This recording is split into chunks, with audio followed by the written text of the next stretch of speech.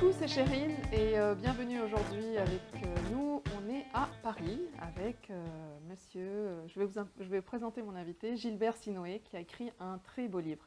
Mais avant ça, il faut dire une chose, que Gilbert et moi, on a quelque chose en commun, qui est Le Caire. le Caire et l'Égypte. Voilà.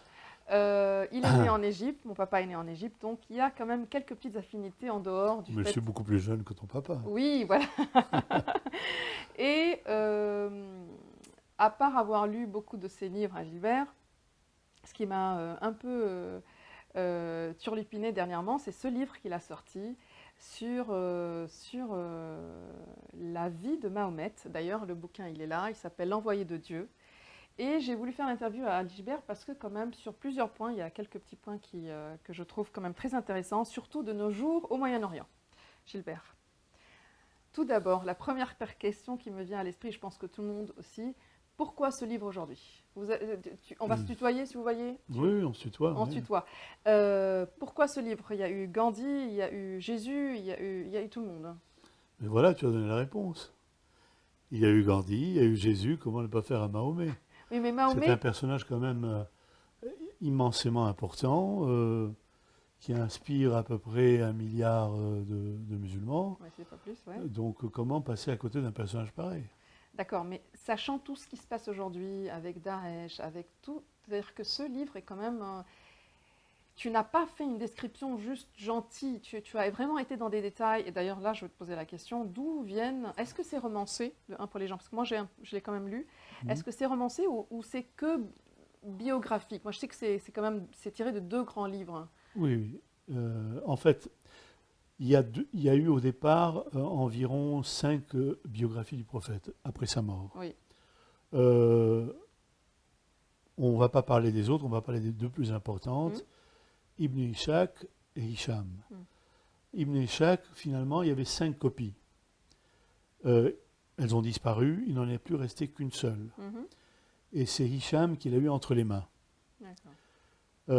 Lui a réécrit la biographie du prophète en s'inspirant de ce premier livre.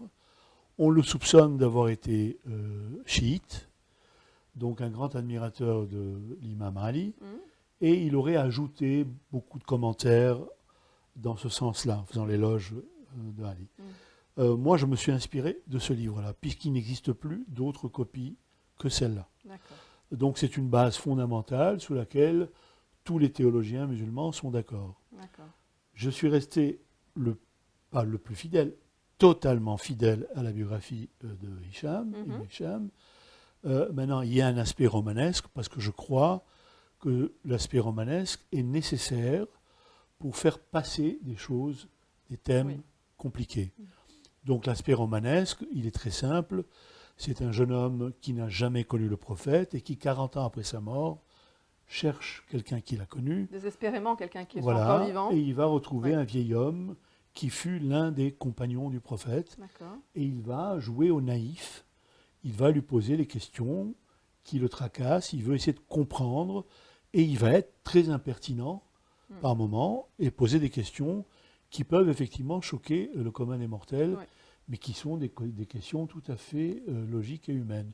Sur les femmes, sur certaines sourates sur le voile, enfin sur tous les sujets brûlants. D'accord. On reviendra sur la deuxième partie par rapport aux femmes qui m'intéressent énormément. Maintenant, 6 mois après l'apparition du livre, est-ce que comment ça a été pris du côté musulman? Écoute, paradoxalement, ce sont les musulmans qui m'ont le plus félicité. C'est vrai? Je n'ai pas reçu une seule critique, que des éloges. En revanche, j'ai eu des réflexions de la part des chrétiens qui me disaient, est-ce que c'est le moment de faire un livre pareil? Une journaliste suisse m'a accueilli à la sortie du livre à Genève et m'a carrément dit que je faisais de la publicité à Daesh. Or, c'est exactement l'inverse que j'ai tenté de faire, c'est-à-dire que j'ai voulu raconter la vie d'un homme dans un contexte très particulier, à une époque très particulière. Très violente d'ailleurs. Violente, parmi des bédouins, dans une vie difficile, et voilà qu'un homme arrive et va complètement modifier le paysage et politique et religieux. Tout à fait, il va, à un moment donné, passer du rôle de prophète qu'il fut tant qu'il était à la Mecque, et devenir un conquérant et un guerrier quand il passe à À Médine. Médine. Il y a donc deux Mahomet. Et c'est exactement ça qui m'a fasciné. Et j'ai voulu faire passer, je n'aime pas le mot faire passer un message parce qu'il y a la poste pour ça, Oui. mais enfin, transmettre une conviction, c'est que cet homme a agi comme il a agi, avec des moments de grande violence à une époque précise, et que les abrutis d'aujourd'hui, je veux parler de Daesh et compagnie, Oui. s'imaginent qu'ils Que- vont pouvoir réécrire le scénario, refonder un État islamique et reprendre l'épée. Sauf qu'ils D'accord. n'ont absolument rien compris au message du prophète, Mhm. puisqu'il est stipulé noir sur blanc, les versets qui lui sont transmis Oui. précisent bien qu'il ne faut jamais qu'un musulman verse le sang d'un musulman, et que Ahl el-Kitab, les gens du Du livre, livre. sont à traiter avec le même respect que les musulmans eux-mêmes. Donc on voit déjà par ce détail combien ces types sont loin du Sont message dans du la prophète. vérité. Donc j'ai voulu ce livre pour rappeler justement combien ce sont des malades mentaux et que j'espère on va très vite éradiquer. Voilà. Ahl el-Kitab, c'est-à-dire c'est les juifs et les chrétiens, n'est-ce Les pas? gens du livre, Les oui, gens du livre. absolument. Donc finalement, ce bouquin a été écrit aujourd'hui parce que les musulmans reviennent, entre guillemets, pas les musulmans, mais les islamistes en violence. Et ce Mhm. n'est pas le message que Rasoulullah, donc Vous voulez faire passer, non? voilà, exactement, voulait faire passer. C'était une époque bien précise. Bien Et sûr. il était persécuté, ce bonhomme. Et vu qu'il était lui-même protégé, mais pas sa famille, il a dû quand même se faire donc, Et il a se fait la protéger. Hijra, il est parti à Médine Voilà, et il a pris l'épée parce qu'il était attaqué. parce qu'il a été attaqué. Bien Donc, sûr. voilà. Il y a Donc, d'ailleurs, pardonne-moi, un passage qui est souvent relaté. Mhm. Il fait décapiter, je ne sais plus le nombre exact, entre 100 et 300 juifs à Médine. Mhm. Alors tout le monde crie au scandale en disant mais quelle horreur, quelle boucherie, Mhm. quel anti-juif, pas Oui, antisémite. oui. Mais il faut savoir que lors des premières et deuxième guerres mondiales, Mhm. quand un soldat désertait, il était fusillé. Ouais. Or, ce qui s'est passé à Médine, c'est qu'il avait signé un pacte avec les tribus juives, il y en avait 3 majeures, Oui. et quand les Korachites allaient l'attaquer, il leur a dit, est-ce que vous êtes contre moi ou avec moi? Mhm. Je vais être attaqué. Ils lui ont dit, nous sommes avec toi, et ils ont signé un pacte. Et au moment de l'attaque des Korachites, l'une des tribus juives a déchiré le pacte et a dit, il ne compte plus. D'accord. Donc, nous sommes dans un état de guerre. Et il est trahi par des gens avec qui il a signé. C'est comme si, pendant la Deuxième Guerre mondiale, un des alliés, se retournait contre D'accord. l'autre. On connaît bien ça. Donc c'est un acte guerrier. Aujourd'hui, on appellerait ça, je ne sais pas moi, un jugement militaire, Oui, oui, une oui. cour martiale, etc. Donc ça peut choquer, mais c'est une époque, c'est le 7e siècle, et c'est déjà très violent. Non, mais on peut le comprendre, ceux qui ont vécu au Moyen-Orient, à un moment donné, durant la guerre, il y a eu les chrétiens contre les musulmans, les Druzes ont tué ont zigoyé des chrétiens, les chrétiens druzes, donc c'est C'est des quand il y a- périodes de voilà, c'est violence. des périodes de violence, mais personne n'a raison, et puis c'est comme ça, ça Bien arrive, sûr, c'est bien sûr. bien. Donc, on a bien compris pourquoi le livre a été écrit. Oui, Finalement, il faut c'est un un mea rappel. culpa. Enfin, C'est un rappel. c'est comme si on disait un mea culpa que finalement les musulmans, les islamistes, ils sont en train de prendre les armes. Je fais ça grossièrement. Mm. Parce qu'aujourd'hui, ils peuvent ne pas le faire, mais à l'époque, ils n'avaient pas le choix. À l'époque, il n'avait pas Il le n'a choix. pas le choix. Absolument. Quand on habite dans une région désertique comme ça, c'est où on se fait exigouiller ou pas du tout. Et donc, très bien. Ça, c'est pour Alors le livre. qu'aujourd'hui, Aujourd'hui, c'était on a- inutile cette guerre. Voilà, tout à Absolument. fait. Elle est toujours inutile. Absolument. Bien, ça c'est pour une première partie. Donc les musulmans l'ont bien une bonne partie, les chrétiens moins, les juifs. Parce qu'il faut savoir que dans le livre, les musulmans et les juifs Cohabitent. cohabitent très bien. Oui, il faut savoir qu'avant que le prophète n'ait la révélation, la région était entourée, peuplée de tribus juives majeures. Il y avait des monastères chrétiens, ce qu'on appelait des nestoriens. Bref, il était entouré de monothéistes. Mm. Donc, sans vouloir blasphémer, je peux imaginer, et le cousin de Khadija était un moine. Oui. C'est lui qui a révélé à Khadija que Mohammed oui. était le prophète, l'envoyé. Donc on voit bien que c'était une époque où régnaient des tribus monothéistes et que je suppose qu'il n'est pas resté indifférent au récit qu'on lui transmettait. Ouais. je n'irai pas jusqu'à blasphémer et dire qu'il s'en était inspiré pour cette religion, loin de moi, mais je pense que de toute façon, ces récits où on parlait d'Abraham, de Jésus, de la Vierge de Marie, Marie. ont dû certainement résonner dans sa tête. Et une chose qui m'a beaucoup touchée, c'est que finalement, on pense tous que les musulmans, ils se dirigent vers la Kaaba, donc, parce que c'est le lieu de pèlerinage de Mohammed, et au fait, on ne se rend compte pas du tout, et c'est ce qui est très beau dans ton livre, c'est qu'il y a tellement de vérités qu'on ne connaissait pas. Oui, oui, c'est une tradition très ancienne. C'est Le ancestral, pèlerinage à la Mecque existait bien avant le prophète, oui. bien avant. Sauf que les tribus s'y dirigeaient pour adorer Prier, des idoles. Oui, des idoles. Il y en avait C'était- 350 oui, ou plus. puisque la Kaaba est supposée avoir été construite par Abraham et Ismaël. Oui. Mais donc, et à ce moment-là, Abraham aurait dit que toutes les tribus viennent se recueillir une Oui. fois par an au Oui. pèlerinage. Donc le pèlerinage à la Mecque n'est pas du temps du prophète, il est bien avant. Et avant tout, ils se dirigeaient vers Jérusalem, si je ne me trompe pas. Avant, les musulmans et le prophète priaient en se dirigeant vers Jérusalem. C'est incroyable. C'est quand il y a eu ce que j'appelle une trahison des Juifs à Oui. Médine Oui, que le prophète a dit à partir de ce moment, on se tournera vers la Mecque. D'accord. Donc c'était un choix, un deuxième choix. Maintenant, moi qui ai lu le livre, au début, tu en décris un homme illuminé, bon, qui a des voyants, enfin des voyants, je ne sais pas si Le vieil homme. Oui. Et à un moment, non, de Mohammed. Ah. Et après, quand il commence à faire la guerre, c'est un autre personnage. On dirait qu'il y a deux personnages dans un seul. Oui, oui, c'est ce que je disais en préambule. Il y a deux Mohammed, il n'y a pas un seul. Il y a le prophète, celui de la Mecque. Oui. Qu'est-ce qu'il prophétise, lui? Il prophétise rien de moins que ce qu'a raconté Moïse ou Abraham. Oui, tout à C'est fait. un prophète, Oui. point final. Je veux dire, qu'il ait entendu ou qu'il ait vu Gabriel, ça ne me choque en rien par rapport à Moïse qui parlait à un buisson ardent. D'accord. Je veux dire, oui, non, mais je veux dire Oui, que Moïse fend les eaux de la mer Rouge Oui. avec un bâton, Jésus marche sur les eaux, ben, Mohammed écoute Gabriel. Oui. Donc Oui. jusque-là, il n'y a absolument rien qui le différencie des autres. Et même, je vais aller plus loin, on parle du guerrier, qui est donc le second Mohammed, mais Moïse a été un guerrier immense. Je veux dire, quand il est au Sinaï, quand il descend déjà l'étape de la loi et qu'il voit que les Juifs adorent le veau d'or, il pousse une colère effrayante, il fracasse l'étape de la loi, et il veut éradiquer tout le peuple juif. Bon, et puis toute la progression du peuple juif, ce fameux exode, ce n'est que des combats. Que des combats. Oui.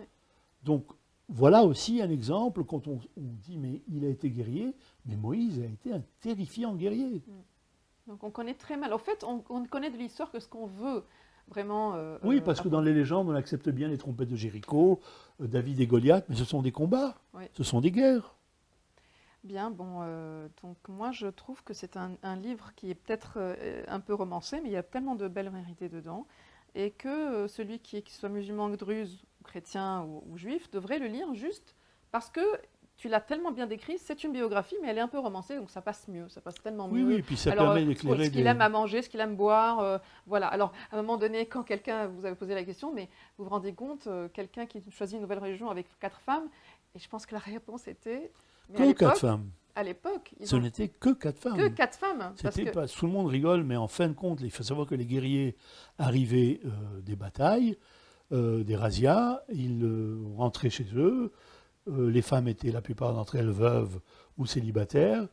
Vulgairement parlant, ils se Allez. sautaient tout ce qui passe Mhm. et ils les laissaient enceintes ou pas. C'est là que le prophète a dit stop, oui. 4. Voilà. Et Alors, là, ce n'est pas vous pouvez épouser 4 femmes, c'est je vous autorise à en épouser que 4 que 4. et de traiter les 4 exactement de la même façon. Et on va revenir, on va faire une petite pause, on va revenir à la deuxième séquence. On va parler des femmes du livre. A tout de suite. Voilà, on revient avec Gilbert Sinoé dans la phase 2 et on va parler des femmes. Femmes, sujet vaste. Très vaste, qui m'intéresse particulièrement, puisque je suis là je suis militante, enfin, je ne vais pas dire féministe, loin de là, mais ce que j'ai aimé aussi dans ce livre, c'est que tu en décris, finalement, on pense que les musulmans, moi j'en connais beaucoup, de grands amis à moi, qui disent, tu leur dis, oui, mais la situation de la femme n'est pas envieuse. Eh ben non, Mohammed a fait quand même beaucoup de choses pour la femme. Il faut savoir que la femme avant, étaient enterrées vivantes. Les petites filles qui naissaient, on les enterrait parce que ça servait à rien. Oui, les bouches à nourrir. Voilà, les bouches à nourrir. Et tu vas nous raconter le reste. Alors dis-nous, après on va parler du voile. Donc début, comment il a fait? Je pense qu'il a un peu tout codifié. Justement, il a accordé des droits aux femmes qu'elles n'avaient pas avant lui.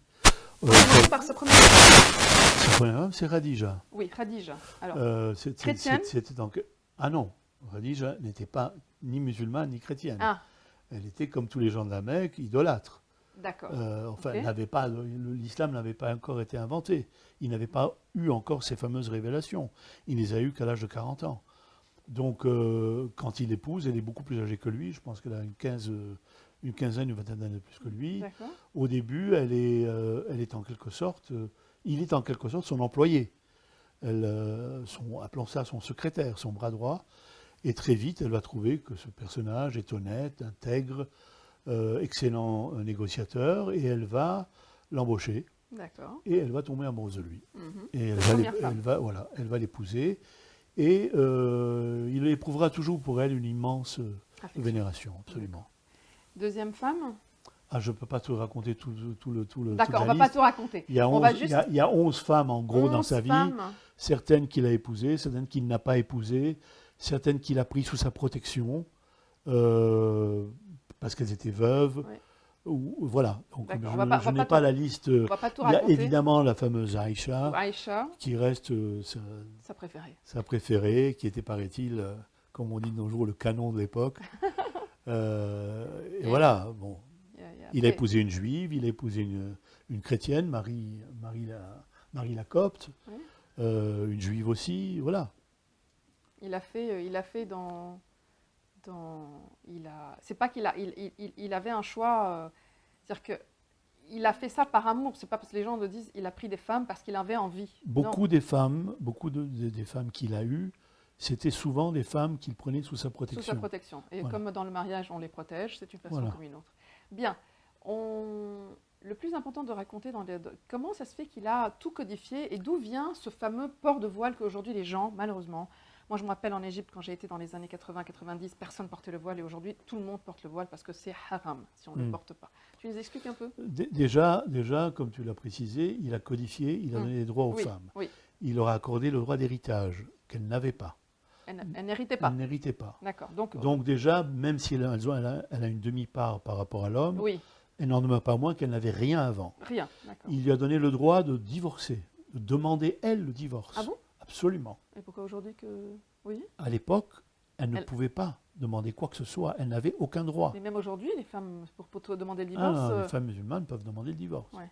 Mais c'est depuis le prophète. D'accord. Bon. Ensuite, cette histoire de voile. Oui. Oui, il y a un autre détail très important, c'est que Khadija était une femme d'affaires, Oui. avant tout. C'est ce qu'on appelle une businesswoman.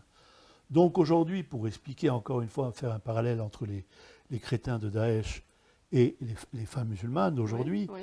quand les femmes Daesh veulent que leurs femmes restent cloîtrées chez elles, Oui. qu'elles ne voient personne, qu'elles ne regardent pas la télévision, c'est à l'encontre totalement de ce que fut la première femme du prophète. C'était avant tout une femme d'affaires. Aïcha était une érudite. Elle ne lâchait pas le prophète, elle voulait comprendre toutes les sourates, à tel point que lorsque le prophète est mort, les gens venaient pour la consulter. À elle. Parce qu'elle était le réceptacle de tout ce qu'elle avait appris. Donc, c'est pour revenir à l'instruction de la femme musulmane, au fait qu'une femme musulmane a le droit de travailler, et tout ça vient de l'époque du prophète. Alors, l'histoire du voile. Du voile, oui, ça nous intéresse. L'histoire du voile, elle est très simple. Jusqu'à Médine, aucune femme n'était voilée. Jamais. Okay.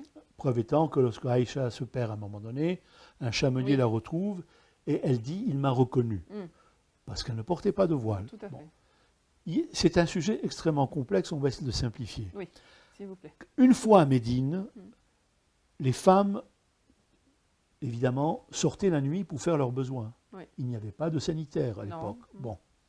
Et les hommes qui n'ont pas changé depuis des siècles, qui sont toujours les mêmes, étaient à l'affût de ces femmes et, vulgairement parlant, essayaient de leur sortir dessus. Un groupe de femmes est allé voir le prophète et elle lui a dit « ça ne peut plus continuer, fais quelque chose ». Précisons qu'à l'époque, les femmes étaient habillées de manière très leste. Ah oui. On ne le sait pas, mais Oui. on voyait leur poitrine. Elle n'était pas Comme du les tout... Juifs, comme tout le monde qui était. Oui. Absolument, elle Ouais. n'était pas du tout comme on peut Pensée l'imaginer aujourd'hui. fermée et Bon. tout. Oui. Et il leur a dit tout simplement, regardez comment vous êtes habillés. C'est-à-dire, habillez-vous décemment. Oui, c'est pas aguicheuse, quoi. Ne Ouais. soyez pas trop aguicheuse, Mm. couvrez votre poitrine. D'ailleurs, le verset concerne la poitrine. Ah oui, Mandil sur le... mandil, ah là là, Voilà. oui, ok. Donc c'était ça le verset. Il n'y a pas dans ce verset des indications concernant les mains, le visage, les yeux, mettre des gants, des machins. Tout ça n'existe pas. Il leur a dit, habillez-vous décemment. Mm. Bon. Maintenant que certaines aient voulu cacher leurs cheveux, c'est un autre détail. Mais il Les est pas femmes encore- juives étaient obligées de cacher leurs cheveux et les premières chrétiennes étaient obligées de cacher leurs cheveux. Ah. Donc précisons bien que ce n'est pas typiquement musulman. D'accord. Saint Paul va plus loin et il dit que celles qui n'ont pas de foulard doivent porter une perruque, comme les juifs ultra-orthodoxes. Mais passons. D'accord. Mais il y a un second verset sur lequel se fondent certains, à mon avis, extrémistes. Mm. C'est que lors de son dernier mariage, il organise un déjeuner Oui. et au cours de ce déjeuner, il y avait ses femmes et il y Mm. avait la fameuse Aïcha. Mhm. Et ses amis n'arrivaient plus à quitter la maison, rien que pour rester la regarder passer. Le prophète s'est énervé, et puis à un moment donné, il leur a fait comprendre que l'heure était venue de partir. Oui. Il ne comprenait pas, il a claqué la porte de sa maison, il est parti. Lui. Ils ont compris qu'ils avaient dépassé les bornes. limites. Mm. Quand il est revenu, alors, on peut dire le verset est descendu, ou on peut dire aussi, dans un moment de colère, il a dit, à partir de maintenant, vous ne parlerez plus aux épouses des croyants qu'à travers un voile. Bon. Ah, Donc, d'accord. On ce peut l'im- deuxième verset fait partie des hadiths. Il n'est pas dans le Coran. Ah, et pas Non, dans les corps. Non. Donc, les extrémistes, entre autres les wahhabites, Mm. s'accrochent à ce récit Ce récit, comme pour Jésus, dire ouais. que les femmes doivent porter un voile. C'est quoi le hadith, juste pour les gens qui nous écoutent? Les hadiths, ce sont des livres qui ont été écrits Mm. et qui rapportent, il y a plusieurs tomes, hein, et qui rapportent les propos du prophète. C'est-à-dire que les gens le voient en disant, tu as parlé du voile tel jour, à Ah telle heure. oui, d'accord. J'ai pas compris. Est-ce qu'on peut... C'est un journal, voilà. mais qui C'est- n'est... Ouais, c'est ce que les chrétiens appellent les actes des apôtres. d'accord. Bon, on a noté des gens, la tradition orale, ont noté ce que le prophète a pu dire tel jour à telle heure et D'accord. qui éclaire. Par exemple, on vient le voir, on lui dit Il n'y a pas des toilettes publiques. et à on- quel moment va se passer la fin du monde Oui. et il dit je ne sais pas l'heure, Mhm. mais je sais que celui qui pourra vaincre l'antéchrist, c'est Jésus. Moi, je n'ai pas le pouvoir. C'est un hadith absolument extraordinaire où il dit je ne suis pas capable de vaincre l'antéchrist, c'est Jésus qui viendra, Aïssa, Mhm. et il annoncera au monde que je suis le sceau, SCEAU des prophètes. Eh ben voilà. Donc vous voyez, il y a des choses très intéressantes. Sur cette affaire de voile. C'est très intéressant sur l'affaire du voile. Donc aujourd'hui, Et le vin, pardon, c'est pareil. Le vin, oui, tout le le monde vin, buvait. haram. Et Tout le le porc. monde buvait. Non, mais le porc, ça m'intéresse. Non, le porc a été interdit très vite pour Ah. une raison sanitaire. Sanitaire. C'est la viande qui se pourrit le plus au soleil. Ah, je Étant, sais. quand vous avez 40 degrés ou 45 degrés ou 50 degrés dans le désert, Mhm. le porc devient un poison. Les Juifs l'ont interdit parce que c'était les mêmes raisons. Ça devient un poison violent. On peut mourir en 24 heures Les juifs ne mangent pas de de porc porc. non plus. Bien sûr. Voilà, je dormirai moins bête ce soir. Voilà. Donc, c'est des raisons tribales. C'est parce Très que bien. le soleil putréfie cette viande et qu'il faut être fou pour en manger D'accord. dans Et le le désert. vin, et le vin. Le vin, c'est tout le monde buvait du vin, il n'y avait aucun problème ou d'alcool de date, Ouais, sauf. jusqu'au jour où, quand a été décrété ou formé l'appel à la prière, il n'y avait pas d'appel à la prière Ah, il avant, n'y avait pas. chacun priait comme il avait envie, à l'heure où il avait envie. À un moment donné, ils ont décrété qu'il fallait qu'on prie 5 fois par jour, D'accord. c'était encore un autre débat, Mhm. et il fallait qu'on appelle les gens pour qu'ils Mhm. sachent à quelle heure on prie. D'accord. Un jour, le muazzin était ivre-mort.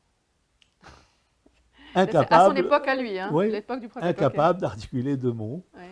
Alors le prophète a dit, vous ne pouvez plus vous Boire. présenter à la mosquée Si vous avez- autrement que sobre. Et ils ont L'alcool pris ça. est interdit. Ouais. Voilà. Après, il a eu un autre verset, parce que il a valu quelques semaines plus tard, Mm. il est chez un de ses amis dont j'ai oublié le nom, et il le trouve ivre-mort par terre. Et là, il a piqué une colère, il dit, maintenant, plus d'alcool. D'accord. Voilà. Ça fait des abus. Tout abus Bon. n'est pas bon. Enfin, Voilà. voilà. Alors, ce sont évidemment des révélations de Dieu, ce ne sont pas celles du prophète. D'accord. Bien. Concernant les femmes, est-ce que tu aimerais ajouter quelque chose?